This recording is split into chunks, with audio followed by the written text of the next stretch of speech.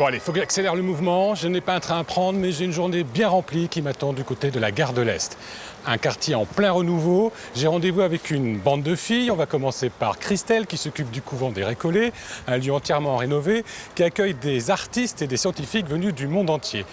Blandine a ouvert sa boutique-atelier rue du Faubourg-Saint-Martin. Elle veut, elle, recorseter la parisienne. Émilie, c'est la digne descendante de la dynastie Claverie, une institution autrefois dans le quartier. Et puis juste à côté, il y a Charlotte qui a ouvert la boutique, je dis bien la boutique. En attendant, je vais aller sous la gare de l'Est où m'attend, paraît-il, une vraie belle surprise. Allez, en route pour un nouveau numéro de Paname.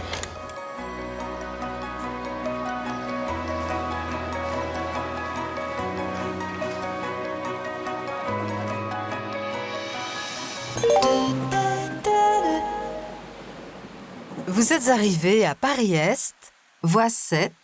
Assurez-vous de n'avoir rien oublié dans le train. Vous avez découvert cet endroit comment? Il y a longtemps, par un conducteur de train que j'ai croisé en haut, une gare de l'Est, qui m'a dit que tous les samedis, il y avait un réseau de trains miniatures qui était ouvert au public et qu'on pouvait visiter, on pouvait regarder. Vous aviez quel âge? J'avais 8 ans. Qu'est-ce qui vous intéresse tant dans Ce qui m'intéresse, le petit train? Quand j'ai commencé, comme un enfant, c'était le petit côté jouet, le côté train qui m'intéressait. Après, plus j'ai grandi, plus c'était l'aspect fonctionnalité, signalisation. Et moi, maintenant, je suis plus intéressé à divulguer, à partager et donc, voilà, à avoir ce côté pédagogique envers les nouvelles générations, parce que c'est important de... Parce qu'ils ne savent pas toute l'histoire de train. Eux, ils ne savent pas forcément, non. Et en fait, c'est un vecteur de connaissance. C'est par le train qu'on apprend beaucoup de choses. On apprend en électricité, on apprend en géographie, on apprend en histoire. Vous venez, Raphaël, on va faire démarrer le train? Allez, alors vous allez faire le 1 et le 7. C'est 22 Agnières, là. Hein. Exactement. Encore. C'est parti. J'adore. Je peux aller plus vite? Là, c'est bon, là, c'est bien. Déjà, pour une sortie, c'est une belle vitesse. Allez, fini de jouer au petit train. À 2 pas de la gare, Christelle m'attend. Je vais découvrir avec elle ce qui est devenu l'ancien couvent des Récollets.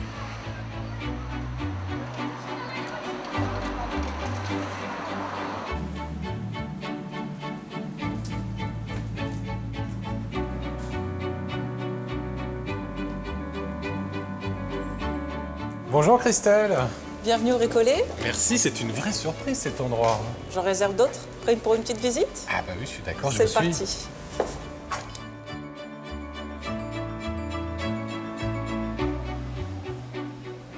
Alors ça, Christelle, c'est un escalier, une cage d'escalier qui nous raconte une histoire. C'est l'escalier d'honneur du couvent des Récollets qui a été construit en 1604. Et donc ça fait partie vraiment du point névralgique du bâtiment puisque c'est le seul élément qui est resté dans son jus. Parce que c'est un bâtiment qui a eu une longue histoire. Ça a commencé comme un couvent pour l'ordre des franciscains, les Récollets, qui venaient du latin recueillir. Ensuite, il y a eu une école de filature, un hospice d'incurables pour les hommes. Et ensuite, c'était un hôpital militaire. Pendant très longtemps, un hôpital militaire. Et ensuite, les derniers en date, un squat d'artistes. Là, on en voit les traces. On en voit les traces. Et maintenant, c'est quoi? Et maintenant, c'est une résidence pour chercheurs et artistes internationaux et également les locaux de l'Ordre des architectes d'Île-de-France, la Maison de l'Architecture et un café très actif, le Café A. Vous allez montrer tout ça? Tout à fait. Alors là, Christelle, on longe la façade classée du bâtiment. Qu'est-ce qu'il abrite maintenant, ce bâtiment?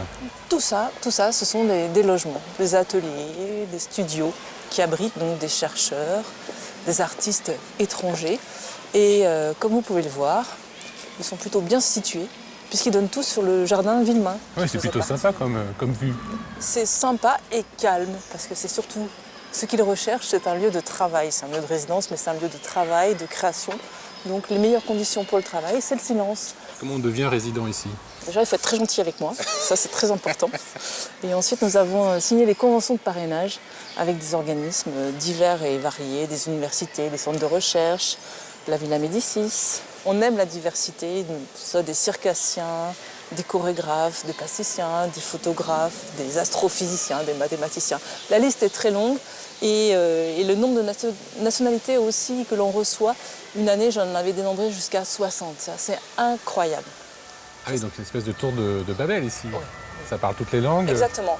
C'est un lieu qui est toujours en devenir, dans lequel on peut toujours imaginer plein de choses et qui change chaque jour de facette selon les occupants. Là, j'entends du piano. Oui, Laurent Durupt, expansionnaire de la Villa Médicis, quelqu'un de très précieux dans la résidence. Justement, grâce à son travail, il crée une atmosphère. Je vous laisse, je vais aller le rejoindre. Je pense que je peux aller le voir. Oh, il sera content.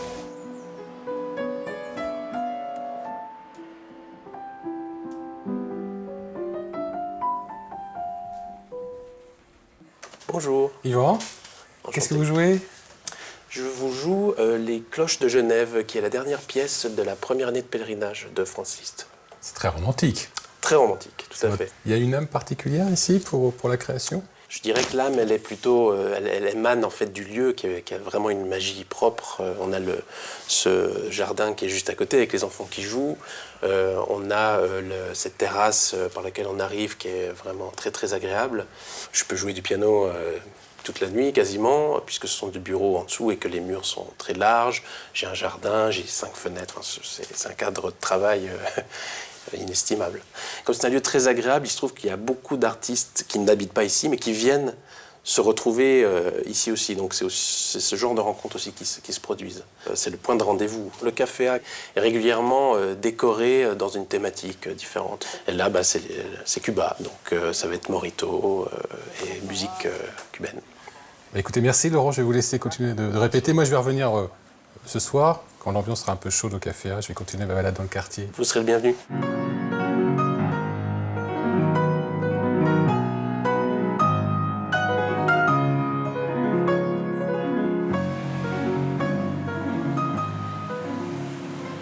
Je quitte cette immense résidence artistique pour un lieu bien plus discret. J'ai rendez-vous dans un minuscule atelier caché rue du Faubourg Saint-Martin.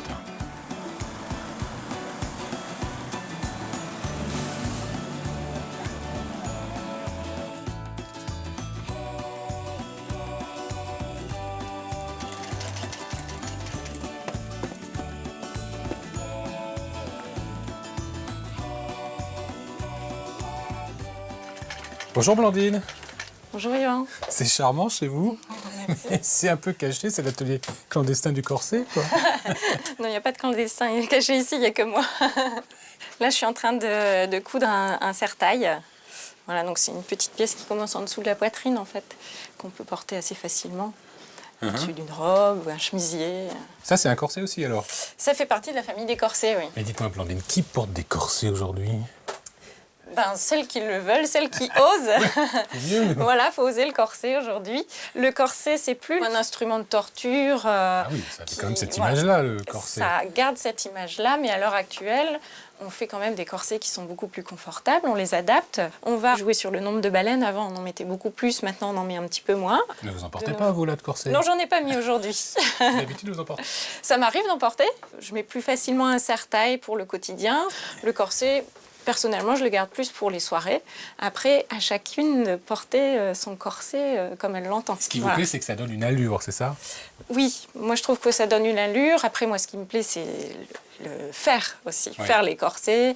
Alors justement, comment vous avez eu envie de vous lancer dans le corset? Parce que c'est pas votre vrai métier, vous faites pas que ça. Hein. Non, j'ai un autre métier à côté, mais le corset, ça a quand même pris une place importante dans ma vie. Quand je me suis penchée sur le corset, c'était surtout pour reproduire un vêtement que je pouvais pas m'offrir. J'ai l'impression que c'était vraiment quelque chose qu'on portait plus du tout. C'était complètement contraire à la tendance et au mode d'aujourd'hui, non? Eh bien, Pas forcément, et d'ailleurs on le voit sur les podiums à l'heure actuelle dans la haute couture, surtout en 2016 justement. On le voit avec des grands créateurs comme Jean-Paul Gaultier, Christian Lacroix, et puis le corset arrive aussi chez les petits artisans, les corsetiers, qui sont de plus en plus nombreux et qui ont envie vraiment de remettre au goût du jour ce vêtement. En tout cas, moi c'est ce que j'essaye de faire, de le moderniser un petit peu. Donc je fais pas de l'historique, je fais du corset contemporain. Blandine, ça vient d'où le corset? Parce que c'est pas tout jeune quand même. Les premiers corsets, en fait, sont des dérivés de l'armure. Donc, pouvaient porter aussi bien les hommes que les femmes. C'est pour ça que les premiers corsets qu'on voit ont tendance à avoir cette forme conique, aplatir la poitrine. Et ensuite, ça a un peu évolué. Au 19e siècle, c'était plutôt la taille qui était mise en valeur, qui était un petit peu resserrée. Un petit peu beaucoup même, non? Parfois beaucoup, effectivement. Et ensuite naissent les sous-vêtements modernes, la gaine, ensuite le soutien-gorge, etc. Et cette fois-ci, il revient en vêtement du dessus. Oui, parce que c'est un vêtement qui a une forte symbolique quand même. Oui. C'était quand même le vêtement qui contraignait la femme. Voilà, c'est vrai que quand il a disparu, les femmes étaient contentes et se disaient enfin libérées du corset. Moi, je pense qu'aujourd'hui, c'est les femmes libérées qui portent des corsets, justement. C'est celles qui osent assumer une part de féminité, qui osent... Moi, j'ai envie de voir à quoi ça ressemble porté.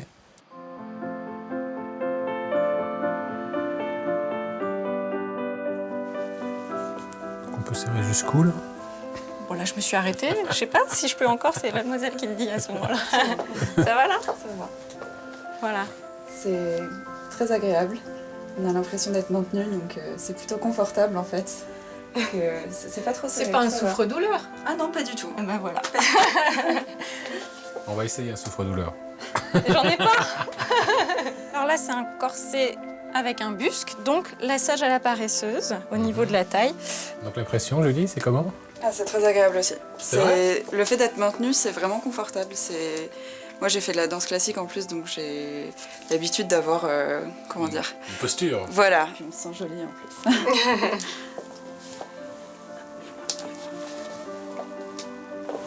C'est un modèle sympa pour une robe d'été, par exemple. Mais on perd 2 tailles, là, au moins 3 tailles. Au niveau de la Non? taille, Oui. C'est vrai que je suis moins mince que ça d'habitude. là, il y a à peu près 5 cm de tour de taille en moins par rapport à sa taille naturelle. C'est cool, le corset, pour ça. Est-ce que vous connaissez la maison Claverie? Oui. Qui n'est pas très loin d'ici. Mais Grande dans maison le, du corset, dans le autrefois. quartier, tout le monde les connaît. Et chez les corsetiers, c'est une maison qui est connue.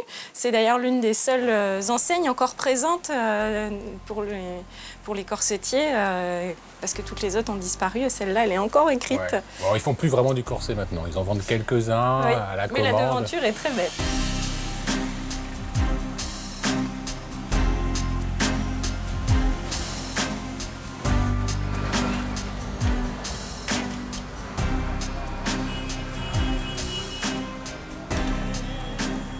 Bonjour Émilie. Bonjour Yvan, ça Comment va? Ça va très bien. Comment va la digne héritière de la maison Claverie? Très bien. Alors ça, c'est une vraie surprise, cet endroit. C'est un magasin incroyable. Il date de quelle époque? Celui-ci date de 1880, en fait. Ça a toujours été installé ici, la maison Ça Claverie? a toujours été installé ici. C'était un petit peu le siège social, parce qu'il y a eu la grande époque où il y a eu pratiquement 50 succursales dans toute la France. Au départ, c'était une marque qui était destinée pour tout ce qui était prothèses. Alors, suite aux guerres, Ouais, les etc., jambes de bois, les jambes de bois, les prothèses faciales, les gueules cassées. Pour les gueules cassées. Voilà, donc on était vraiment dans le médical, le paramédical. Puis, parallèlement, ils ont aussi créé la marque Claverie, mais corsetterie. Et vous pouvez d'ailleurs en voir des vrais exemples. On s'est aussi lancé dans la mode, quoi. On s'est aussi lancé dans la mode. Ça a bien fonctionné, ça a même cartonné, tout le Paris venait. Il y avait les starlettes de l'époque, vous avez Miss Tinguette, il y a eu Joséphine Baker qui est passée. Là, vous avez Miss Tinguette qui vous dit « Les corsets de Auguste Claverie procurent une ligne idéale ». Alors si Miss Tinguette le dit, Bah ouais, tout est c'est dit. c'est vrai. Alors vous aviez à la fois les cocottes, Il y en avait dans le quartier. il y en avait dans le quartier, et vous aviez aussi les bourgeoises parisiennes. Et j'ai même une petite anecdote. On a eu un client qui était venu et qui voulait offrir un corset pour une de ses cocottes, pour une de ses maîtresses. Mais sa femme était déjà présente dans les lieux en train elle-même d'essayer un corset. Ah oui, c'est génial. Et les deux dames, elles se sont retrouvées dans une cabine qui était pratiquement mitoyenne. Et le mari, il s'est caché. Il y avait une petite trappe pour les maris. Et le mari se cachait de peur que sa femme le croise. Voilà. Vous avez prévu la trappe pour... Il y avait une petite trappe. Elle n'existe pour plus à l'heure l'adultère. d'aujourd'hui, mais il y avait une petite trappe. J'adore. Ouais. Donc il y a plein d'histoires ici. Il y a hein. plein d'histoires. Alors qu'est-ce qui s'est passé après dans cette illustre maison? Parce que ça a périclité. Déjà, il y a eu la libération de la femme. Ouais. Donc ça, c'est une très bonne chose, j'en suis ravie. Mais il n'a pas les corsets. Mais c'est vrai que petit à petit, le corset s'est mis à disparaître. Donc on est devenu, par la suite, dépositaire de marque, en proposant la corsetterie un peu sexy, glamour, jeune, et voilà. Que là maintenant, la boutique, elle est coupée en deux. Oui. Alors, on a perdu, ça fait 2 ans et demi, donc mon papa, qui était orthopédiste, qui avait l'agrément pour pouvoir faire cette activité. Donc, à sa mort, on a perdu aussi l'agrément. Donc, nous avons décidé, avec ma maman, de louer cette boutique, en faisant très attention aux personnes qui allaient la louer. On est les dernières boutiques de Paris classées historiques. Donc, j'ai une voisine, Charlotte, qui habite au-dessus de chez moi, qui a eu une idée... assez exceptionnel de créer une boutique belge. Ah oui, ça c'est original. C'est très original. Le mieux c'est qu'on aille la voir. Et le mieux, c'est qu'on aille la Il y a un voir. petit passage secret entre Il les y a deux un boutiques. petit passage qui est très secret, donc il ne faudra surtout pas le répéter. Hein. On n'est pas comme ça. Ah mais on passe par la cour. On passe par la cour. Donc c'était ici qu'il y avait toute l'activité de la maison C'était Clavry. ici, les calèches rentraient par là, elles se garaient tout au fond. Et là, d'un côté, donc, vous aviez tous les ateliers. Maintenant, donc, ce sont que des particuliers. Ouais. En fait, chaque corps de bâtiment avait sa spécialité. Et juste au-dessus, vous aviez tous les salons d'essayage. Il fallait imaginer qu'il y avait une activité absolument incroyable. quoi. C'était Ça une bougeait, activité, ça rentrait. bougeait, c'était une activité incroyable, tout à fait. Et là c'est la boutique. Et là, c'est la boutique. Bon, on y et va, je la vous y boutique. emmène.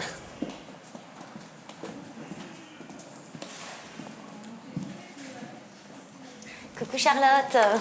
Salut Émilie. Je te présente Yvan. Bonjour Charlotte. Bonjour. Yvan, Charlotte, Enchantée. ma super voisine. On reste un petit peu dans l'ambiance des établissements Clavry, mais vous allez voir tout de suite qu'elle a créé son propre univers et c'est un joyeux mélange, si je puis dire. Elle va tout vous raconter, je vous laisse entre bonnes mains. Moi, je vais retourner travailler. Au revoir. Je vous dis au revoir. Merci. Émilie. Alors racontez-moi, comment vous êtes venue, vous, à la tête de cet établissement? Qu'est-ce qui s'est passé exactement? Moi, je suis pas du tout commerçante à la base. Vous êtes J'avais dit jamais de commerce, il faut jamais dire jamais. Ouais. Et je suis scénographe et bon, j'ai évidemment toujours adoré ce lieu et puis habitant dans l'immeuble, connaissant en plus Florence et Émilie et puis voilà, enfin c'est vraiment un patrimoine. On est tous très attachés à ces deux boutiques. Un soir en rentrant, elles avaient enfin mis les affiches boutique à reprendre, etc. Et là, j'ai eu un coup de sang, je suis rentrée à la maison et j'aurais dit, mais il faut faire quelque chose, tu te rends compte, Florence remet sa boutique, il va y avoir une banque ou une agence immobilière ou un bazar chinois, ça va pas, il faut faire quelque chose. J'ai pas dormi de la nuit et j'ai potassé, réfléchi, gratté, et puis je me suis dit, mais il faut faire un truc belge. Bon, je suis belge. Oui, c'est mieux. Ouais. Ça s'appelle la boutique. Alors la boutique, c'est en wallon, petite échoppe, petit commerçant, petit artisan, voilà. Et puis qu'il y a des bons, il y a des bons délires. C'est la machine à rafraîchir le Oui, chocolat. voilà, qui s'est mis en place. Dans l'épicerie, il y a des produits très populaires. Le CCML, la Cassonade Craft, c'est vraiment des produits de base du quotidien belge, mais dont on ne peut pas se passer. Et en même temps, des produits plus luxueux, plus artisanaux, faits maison. Et au milieu de ça, il y a du blanc de bœuf. C'est quoi le blanc de bœuf? Le blanc de bœuf, c'est pour ça qu'on a les meilleures frites du monde. C'est pour faire des frites. Comme on dit dans le Nord, au gratte-bœuf. Voilà, on met pas d'huile, chez nous, on met du blanc de bœuf. Elles sont meilleures, hein. Elles sont meilleures. Ça n'a rien à voir. Elles sont Bon, moins grasses. après, il faut 2 passes. Ouais. Ça, c'est tout l'art de faire la frite en Belgique. Exactement. Et alors, de l'autre côté, c'est la partie, créateur. C'est l'espace créateur. On a aussi bien des stylistes que des designers, que des peintres, que des sculpteurs. On a aussi du chinage, parce que je vais une fois par mois à Bruxelles, place du jeu de balle, Grand endroit de faire la machine. brocante. Ah. Voilà, et je ramène... On trouve de tout là-bas. Voilà, on trouve de tout. Il Le meilleur faut comme le chercher, pire. fouiner. Donc le quartier, là, quand même, vous êtes à l'image d'une transformation aussi du quartier. Il est en train de changer, ce quartier. Il change et en même temps, il a encore cette magie du mixte et du encore très populaire. Et en même temps, bon, il évolue et c'est très bien parce qu'il faut qu'il bouge et il faut que ça bouge. Charlotte, je vais y aller là, parce que moi j'ai Frédéric Gersal qui m'attend à la médiathèque Françoise Sagan. Je pense qu'il doit être un peu impatient. Puis comme il est gourmand, je vais lui prendre des waffles.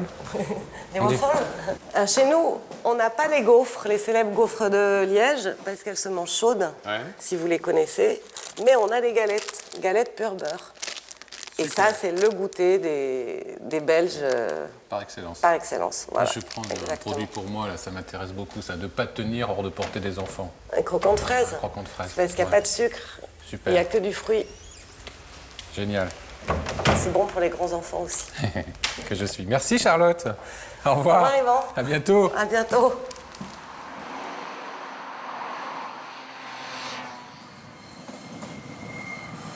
Si vous voulez vraiment avoir un point de vue très surprenant sur la gare de l'Est, il faut prendre la rue Lafayette, le pont qui enjambe les voies ferrées, et là vous avez une vue incroyable sur l'arrière de la gare. Moi j'adore ça.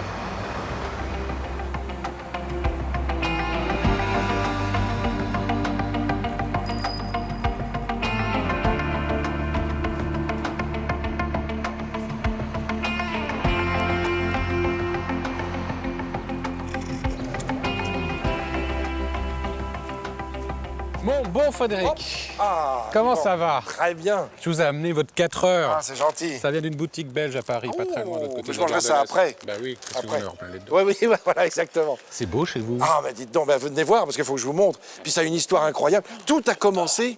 Ah, mais oui, mais attendez, il faut que je vous raconte. Ah, de ce lieu magique, vous imaginez, ça remonte à la nuit des temps. Alors, on trouve des traces écrites au XIIe siècle. Ah oui? Ah oui, avec un Louis VII qui se rend jusqu'à Saint-Denis, parce qu'on est sur la route de Paris à Saint-Denis. Et là, il va à Saint-Denis chercher l'oriflamme pour partir en guerre, en croisade avec sa femme Aliénor d'Aquitaine. Donc on est dans un lieu symbolique parce qu'il reçoit les malades de la lèpre. Donc c'est une léproserie, mais aussi une maladrerie, vous voyez, sur une grande route qui mène jusqu'à Paris. Et puis, ce lieu est appelé Saint-Ladre. Il est dédié à Saint-Ladre, qui est l'autre nom de Lazare, Saint-Lazare. Alors, des Lazars, il y en a plusieurs dans les Écritures.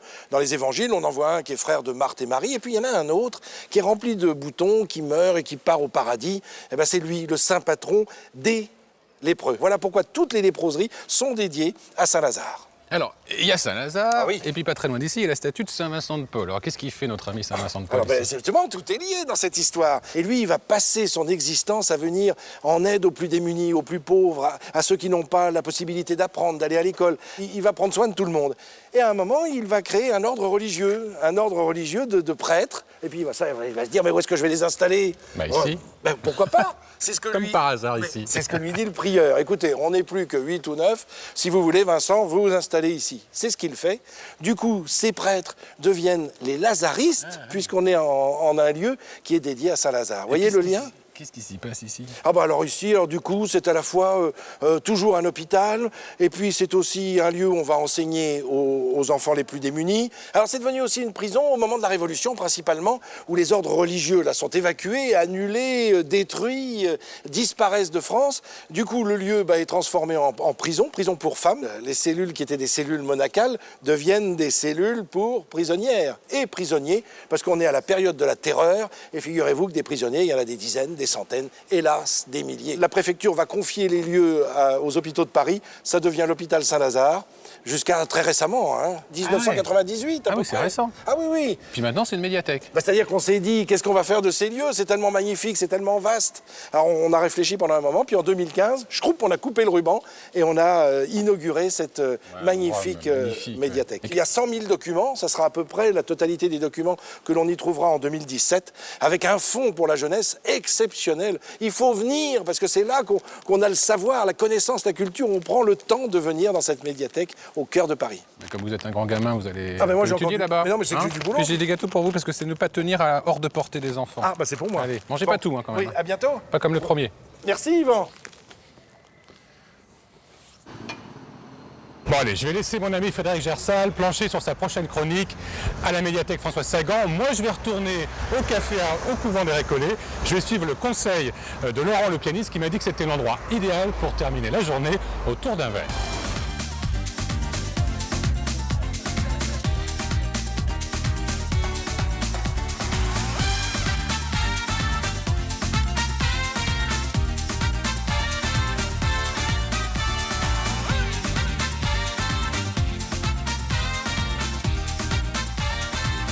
voyez, il y a déjà la queue, il ne faut pas tarder au café A si vous voulez prendre un verre. 19h30, généralement, toutes les tables sont prises d'assaut les soirs d'été.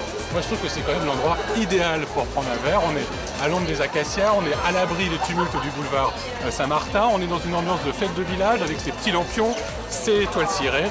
Moi, je vais prendre un verre tout de suite. En attendant, je vous invite à voir ou revoir cette émission sur france3.fr, à venir me parler sur les réseaux sociaux, me donner vos coups de gueule, vos coups de cœur, vos impressions. On se retrouve la semaine prochaine pour un nouveau numéro de Paname.